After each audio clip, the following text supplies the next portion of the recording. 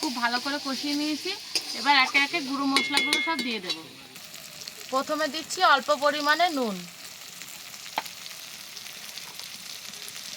দিচ্ছি হলুদ গুঁড়ো, ধনে গুঁড়ো,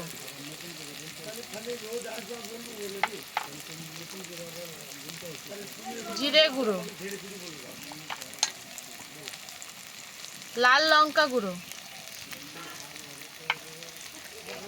এবার এর সাথেই মাশরুমগুলোও দিয়ে দিচ্ছি।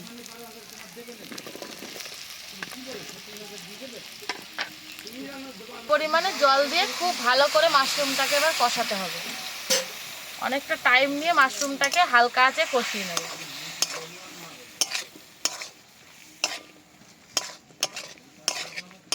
এই সময় উনুনের আঁচটা খুব আস্তে করে দিতে হবে।